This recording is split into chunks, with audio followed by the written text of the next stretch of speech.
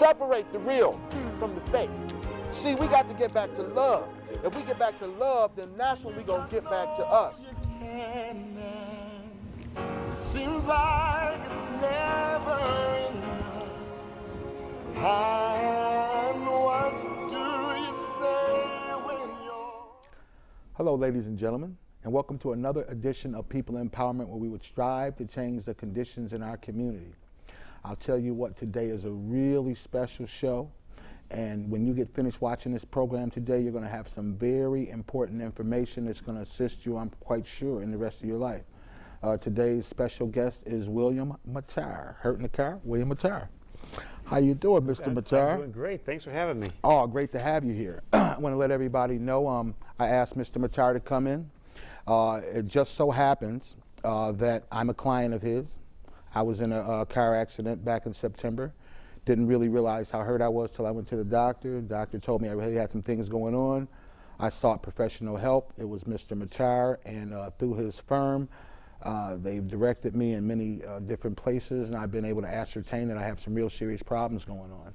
So from that, I realized how important it was when you're in an accident and you have physical injuries of any kind, to get in touch with a lawyer as soon as possible. So I asked Mr. Mattar if he would come in and just explain some things about the legal system, not to promote him or to promote his business, but just to explain to you, the public, from a professional, how important it is to address these matters immediately. Is that right, Mr. Mattar? That's right. Well, we're going to talk about some time deadlines and what should be done shortly after an accident. So there's a lot of great information we're going to provide today. And it'll be done shortly after these accidents. So what I'm going to start with, and before we even start, though, I want to just get this out of the way right quick, because I know we're going to get into it and really get busy. I want to talk about your New Year's Eve ride home. Before we even get into the show, because I know we're going to get carried away, this is really important. Could you just tell the people out there about this New Year's Eve ride home, please? Yes, on New Year's Eve, the William Mattar is sponsoring the Safe and Sober Free Ride Home program. So what that means is that anyone that's in the city of Buffalo, if they're out and they need a ride home for both you and your car, you can call Designated Drivers of Buffalo and just tell them William Mattar is picking up the tab. So what we're doing is we're providing people a free ride home from the city of Buffalo for a 20-mile radius. Now, you can't go to another location, another party, but you're supposed to go home. You and your car will get driven home. And is that something that you do every year? This is our 6th year we're sponsoring Designated Drivers of Buffalo, and we're a sponsor of them year-round, but for New Year's Eve, we pick up the tab. Well, you know what, that's great, and I just thought that I would get out there and let the people know, and this is something that these guys have been doing every year, and we got to commend you for that, Mr. Mattar. It's awesome. Well, thank you. Really giving back to the community. But now we're going to get into the meat and potatoes of why Mr. Mattar is here, okay? And so, as I said before, anyone who is in an accident and you've had to go and you've had to seek medical attention, at that point, I believe it would be necessary for you to contact a lawyer just to see what your options are. And so I'd like to talk about the deadlines that are attached to that. So could you explain to us about the time deadlines? Yes, directly after an accident, there's many time deadlines. We'll go through a few of them. The shortest one is that you need if you're a driver of a motor vehicle and someone's been hurt or there's been more than $1,000 worth of damage to that vehicle, you need to file a document called an MV-104 form. Now, this document looks like a motor vehicle accident report, but it's a different document. And so you need to file that within 10 days. Mm-hmm. Now, who do you file that with? Well, you can get the form from the police department. They'll give you the form. Or you can go on to the Department of Motor Vehicles website, or you can go on to my firm's website. You can get the form there, and then on that form, it looks like a police accident report. And so if you have a police accident report, you can use that kind of as a guide. But then after that, you file it with the Department of Motor Vehicles, and it's in Albany, and the address is right on the back of the form. And the MV stands for motor vehicle, vehicle form 104. Yeah. And okay, now, is that general knowledge to the public? I mean, this is basically the first time I've heard of filing this form. Yeah, most people you wouldn't necessarily know about it unless you've been into a car accident. If you've hired a lawyer will tell you about that. Many times an insurance company will explain it to you. But there are actually penalties if you don't do it. And so if you don't do it, I mean, they could actually suspend your license. Now, that doesn't happen very often from my experience, but there are penalties associated with the fact if you do not file that document. Really? And now on our website, we actually put an instructional video how to fill out that form. And so it's very easy to do. If you get into an accident and you just want some help filling out that form, our website has that information right on it. Okay, and your website has that right on it. Maybe my producer could bring that website up right quick, and we could see the website for Mr. Mattar, if you would, please. It's www.williammattar.com. So it's one of those things. It's or you can just go. There's a shorter version, www.mattar.com. Okay. Now, okay, and again, what happens if you don't file this form? Well, if you don't file a form, the Department of Motor Vehicles could, in fact, suspend your license. That's very interesting. I'm sure the public didn't know that. That's very interesting. Now, what about this 30-day no-fault insurance? What is that 30-day no-fault insurance? That's a very important time deadline. And so if you've been hurt in a motor vehicle, or if you can't work as a result of the motor vehicle accident, you need to file a no-fault insurance application or notice as soon as possible, but no later than 30 days after an accident. And so it's important that you file that document as soon as possible. Now, no-fault is one of those insurances that will cover you. It doesn't matter who's at fault for the accident. So if you caused the accident, you need to file the no-fault insurance application. If someone else caused the accident, you still need to file that no-fault insurance application because it pays for the various medical bills and other items as a result of the accident. Okay, what happens if you don't file in that 30-day time limit? Well, there's some exceptions where you can get some extended times. As a general rule, basically the insurance company won't pay. And so you're entitled to have your medical bills paid for, and your regular insurance actually won't pay for it. So if you have other insurance, they're not going to pay because it's a motor vehicle accident. So you say, well, I have other insurance, I'm not going to worry about filling out this form. But then when you submit that bill to your own insurance company, they won't pay it because they're going to say, well, that should be paid for through your no-fault insurance company. Wow. So you can actually miss your opportunity.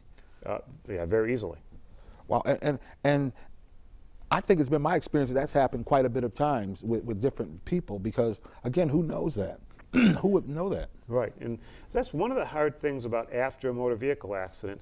We always tell people to call us the day of the accident because we can explain all these time deadlines for people, and it's very important that you understand what the time deadlines are so that you can know about all the things that have to be done. There's more. We're going to talk about more time deadlines, but for the no fault, it's very important because you're also entitled to lost wages. Okay. And so if you're working, you may get disability benefits, but most times disability benefits only pays up to about 50% of your lost wages, where when you add the no-fault portion, it can bring that benefit up to 80% of your lost wages. And so that's a significant benefit by just filling out the paperwork properly and submitting it timely. And it's not that hard, it's just a matter that you want to get it done. But now let me ask you, Mr. Mattar, no-fault insurance, that means that the insurance company that you have, whether you're in fault or not, is going to be taking care of your no-fault, correct? Right.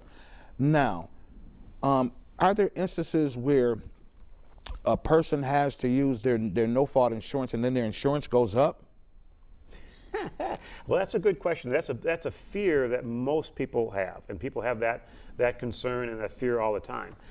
In my experience, if the accident's not your fault, as a general rule, the insurance company is not going to raise your insurance, and so that's kind of one of those things. They're not going to really raise those rates if the accident is not your fault. But the frustrating part for most people is that even if the accident's not your fault, you still have to file those no-fault benefit forms in that insurance claim with your own insurance company. Okay. Now, you said that you tell people when you're in an accident to contact us right away on that second day. right? On that first day, I mean, possible. on that first day. As soon as they're done with getting the medical treatment. As soon as they're done to get medical treatment, because of these things that they need to know, right? Correct. Now, what happens when a person seeks an attorney and they really don't have any injuries, but they've just contacted you and, I mean, Right. So I can explain that. Okay. We're here as a service, and we want people to be able to get some information, and we explain the different time deadlines when people will call, and we'll direct people to our website if there's no injury. Now, in New York State, you need to have a qualifying serious injury in order to maintain a claim for a personal injury after a motor vehicle accident in New York State. And so what we don't want people to do is think, well, I don't have a serious injury, so I'm not going to call. right.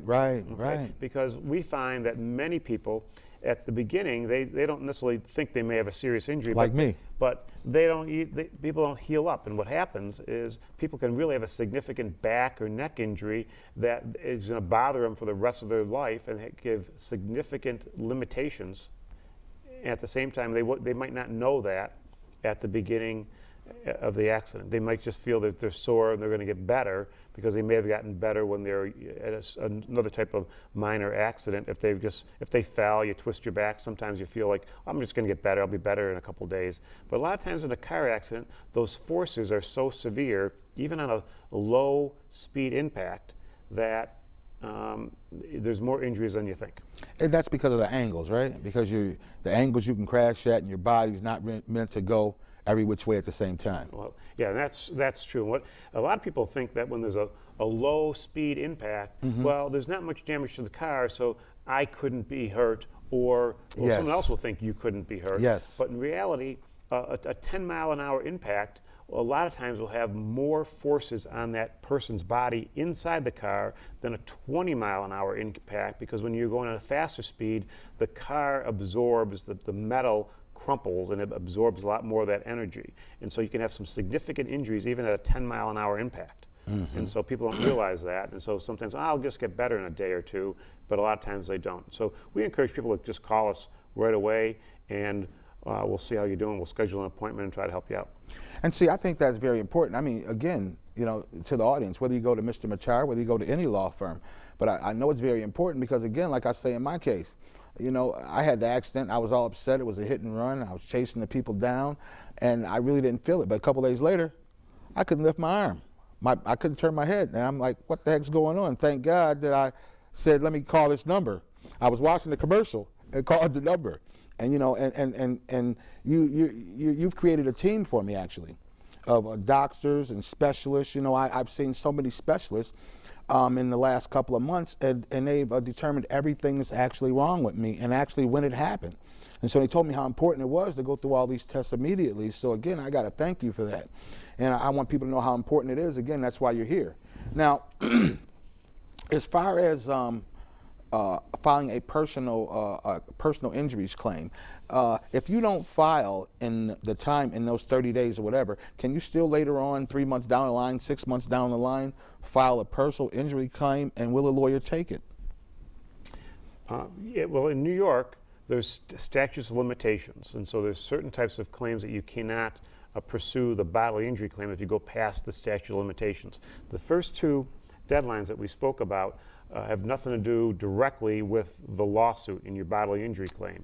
Those are deadlines that are associated with the state of New York filing a motor vehicle accident report, and then the other one is filing a claim for no-fault insurance benefits. You're still entitled to pursue a bodily injury claim if you didn't meet those other requirements. It may make it more difficult, but it is possible that you can pursue a claim. Okay. Now here's a little touchy issue, but I know I need to know the answer to it. Some cases, lawsuits, you hear a person was in a car accident and they sued for $1.5 million, $3 million.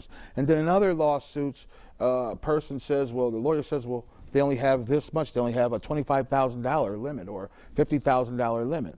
But your injuries are very substantial. How does one pursue to get further reparations for what's happened to them when a person's limit is only such as I've mentioned? Well, that many people have that problem. There's many accidents that there's not enough insurance coverage. And one of the ways you can protect yourself, and you can actually purchase this insurance and have it on your own motor vehicle accident, car accident policy, excuse me. It is called SUM insurance, supplemental uninsured motorist coverage or supplemental underinsured motorist coverage. And so what it does, if the person that hits you only has a $25,000 policy, you could have purchased an additional $300,000 or $500,000 or $200,000 coverage on your own policy. Through your own policy. Yeah, you can do that. It's called SUM coverage, and that's very important to have. I think it's one of the most important coverages to have on your insurance policy. And so look at that. If you'll look at your insurance policy, you'll see SUM coverage. If you have 25,000, it's not enough, and you want to have a higher amount. Now the trick with that is that you can't have SUM coverage any any higher than your liability coverage. So if you only have a $25,000 policy yourself right now, we need to increase that insurance coverage to $100,000 or $300,000, and then you can add that SUM insurance coverage to your policy. So your SUM insurance coverage can match what you paid for and applied for. Right, and so most people are buying insurance and you're protecting somebody else if you've caused an accident. But what you can also do with that SUM coverage is actually protect you and your family. So the people that are in your car would have access to this higher level of insurance. So you're recommending that? I'm recommending that very strongly. You hear that? You hear that, Buffalo? I mean, I want people to understand how important that is, that SUM coverage. Listen, we're going to go to break. And when we come back, we're going to just touch base a little bit more on that SUM coverage, because I think that's very important information for the people to know. Until then, don't switch that dial. Pay attention, pay attention, pay attention. Be right back. Very impressive, Mr. Gonzalez. Thank you. Thought he was pretty good. I think we've got enough color around here. 2 points. And who's next? You dropped this. Imagine the power of one voice. Find yours at freedomcenter.org. Hello, ladies and gentlemen, and we're back with Mr. Mattar, William Mattar, hurt in the car, William Mattar. And when we left off for break, we were talking about SUM coverage that a person can purchase for themselves through their own insurance company. It seems to me that insurance companies absolutely don't share this information with us. So it's a good thing that Mr. Mattar is here right now to share that. And he obviously advises that we all get SUM coverage. Is that correct? That's correct. And you want to have that policy as high as you can. As high as you can. Yeah, I mean, a lot of people have a $25,000 insurance policy. If you're hit by someone with a $25,000 insurance policy and you have severe injuries, you would hope that you would have some coverage on your vehicle because you'd be able to get that higher dollar amount. So the example is if you have an injury that's worth $300,000 and you get hit by somebody that has a $25,000 policy and they rent and they really don't have any other assets, then your only option would be to take that $25,000 insurance coverage. Now, if you have that SUM coverage, you'd be able to, if you have $300,000 worth of SUM coverage, you'd be able to get the $25,000 from the person that hit you, and then you'd be able to get the difference between the $300,000 and the $25,000, so another $275,000 to total the $300,000 from your SUM insurance company. Now, once again, you may have to fight that insurance company to be able to get that coverage. It's not going to be automatic, but you have that available to you. And can anybody at any time in the midst of them having insurance call their insurance company and ask for that SUM coverage to be added? You can call today. I mean, every insurance company would be happy to probably talk to you about SUM coverage. They don't usually explain that to people very often. In fact, I actually go to different insurance agencies and talk to the agents about SUM coverage, because most of the agents don't even understand how the SUM coverage works. Really? That's very interesting. But I see how important it is to have it. Now, let me also ask you this. As far as the SUM coverage goes, what if a person only has liability? Can they still add the SUM coverage if you've only got liability? Yes. Oh, okay. So that's the good news. With SUM coverage, as long as you have liability coverage, you can add that SUM coverage on to your policy. automatically on your policy you'll have a $25,000 worth of sum coverage. So that would help you in this situation. If somebody didn't have insurance, you'd have at least $25,000 in coverage on your policy. But that's really not enough. If you're seriously injured, that's not enough coverage. Does the cost of this increased coverage go up, the increments go up substantially? No, my experience ultimately is that the insurance, the first $25,000 is pretty much the most expensive coverage you're going to get. And after that, you can raise it to $100,000 and it's not going to cost you much more to increase those coverages. Okay, and so now when we have these big cases for these big settlements, then that would mean that either the insured had some serious insurance, or sometimes do people actually go after the people personally when it's not enough? Yeah. Is that how it works? Yeah, I'd say most times when when there's those bigger cases, I mean, you can ask for as much money as you want, but there's only $25,000 worth of coverage. It doesn't really matter. I mean, you can get a $100,000 or $1 million verdict if they have $25,000 in coverage and no real assets to go after. You're going to be kind of out of luck there anyway. So you just got a verdict. You got a verdict, but no way to get, no means of getting that recovery. Now, a lot of times, the ones you hear where there are coverages at that level, it will be somebody that has that $500,000 worth of insurance or $1 million worth of insurance. And you'll find that the insurance is actually, as you get larger coverages, up to the $1 million, actually the cost per the insurance is not that significant. Well, let me ask you this. Compared to the first 25. Okay. And how long have you been doing this? I think about my 22nd year. I think I've been doing this for 22, 23 years. 23 years. I graduated from law school in 1988. December 1988, I graduated a semester early. I took the bar exam in February 1989 and I passed the bar the first time, was admitted, and then as in 1989, I worked for a law firm for about a year and 2 months, and I started my own law firm, and I think it was 1990. Let me ask you, okay, since 1990, now let me ask you, and I want you to be honest.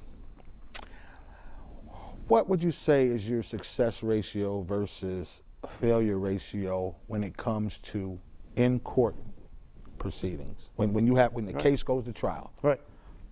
What's your win rate? Well, we could talk about that.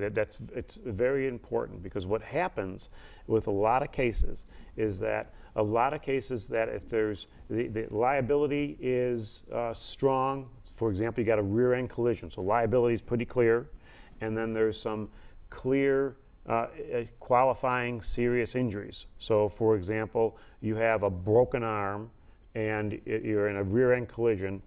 That case most likely will not get tried, because that's a case that we're going to fight over the value of the case, but you're not going to be. It's going to be a qualifying serious injury. There's going to be liability, so there's going to be recovery. Now, a lot of the cases that get tried, there's some issue that is not clear. So, for example, it could be a rear end collision, so you have a liability. But then it might be a situation where there's a back injury and the person may have had some prior back injuries, and the doctors on the one side are saying that the insurance company's doctors are saying, well, that's from way before. And the doctor that's treating the client, it says, no, this is as a result of this accident, and it was aggravated this prior accident. And so then what happens is the jury has to weigh the truthfulness of the doctors and weigh the truthfulness of the different people that are testifying. And so it's about allotting percentages. Allotting percentages or deciding who is really telling the truth, because you can have situations where you have a client that's severely hurt, but the jury can come back and say, well, it's not you're hurt. We understand you're hurt, but it's not related to the motor vehicle accident. Oh, okay. I see. So it's very important to establish liability.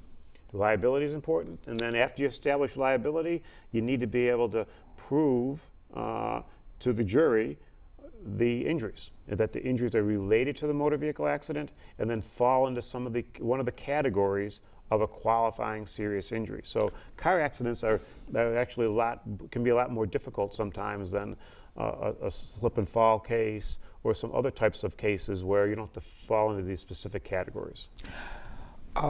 When you actually do have a case that goes to trial, are you the one that goes in and does the trial?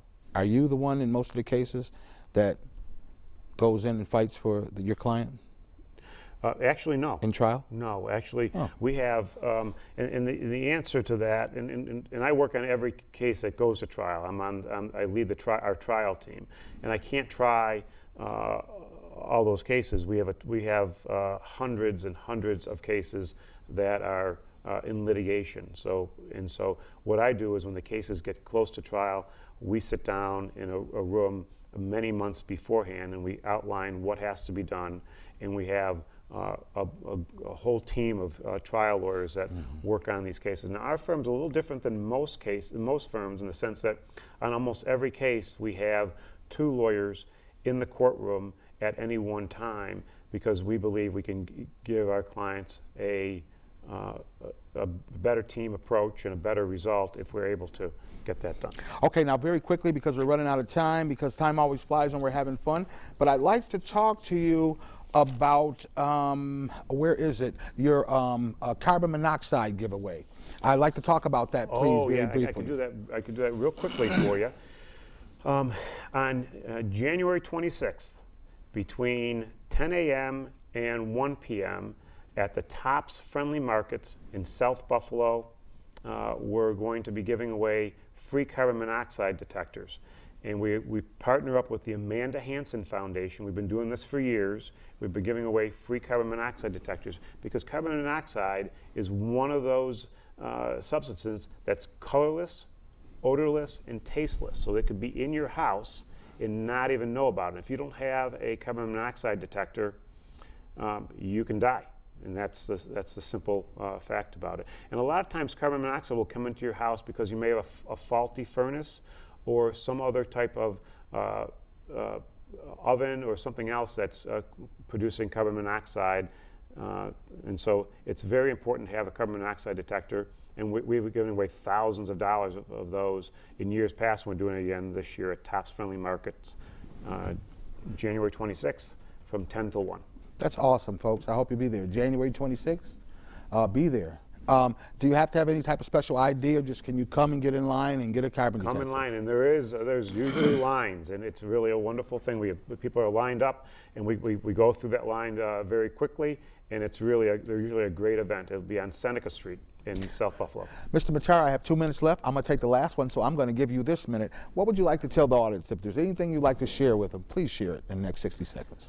Well, I truly appreciate being here. One of the things is this week, come down to the ball drop.